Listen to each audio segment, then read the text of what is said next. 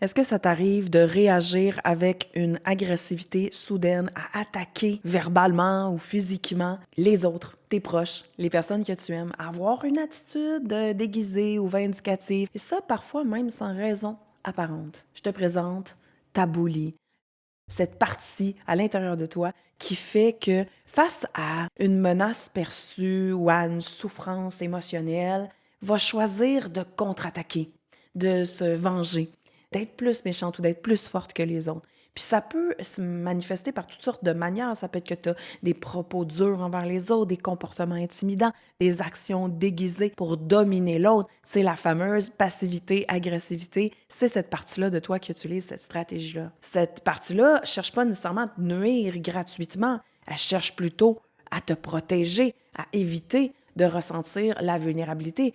Et fort à parier qu'au cours de ton développement, quand tu as eu recours à cette boulie-là à l'intérieur, dans ta vie, ça t'a protégé, ça a fonctionné. Et le problème, c'est que ton mode bully est resté un peu en automatisme et aujourd'hui, bien que ça cherche à te défendre, ça va plutôt t'amener à blesser les autres, créer des conflits, t'isoler. Puis à force de repousser les autres de cette manière-là, ben souvent tu vas te retrouver seul et incompris et ça va renforcer les schémas de souffrance qui avaient pris naissance probablement dans ton enfance et pour lesquels justement ta boulie s'était développée.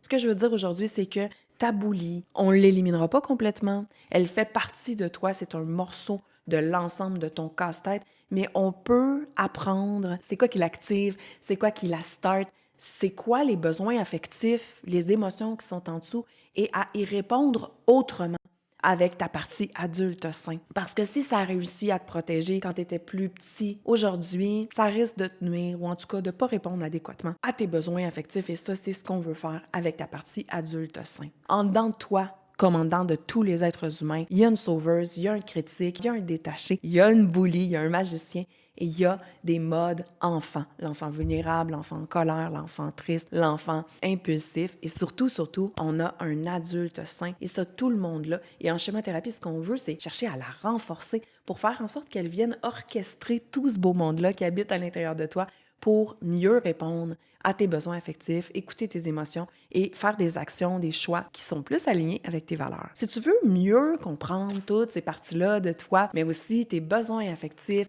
les différents schémas de pensée que tu as pu adopter durant ton enfance, j'ai créé un outil qui s'appelle les cartons BAMS. C'est une vraie boussole pour t'aider à naviguer dans ton monde intérieur.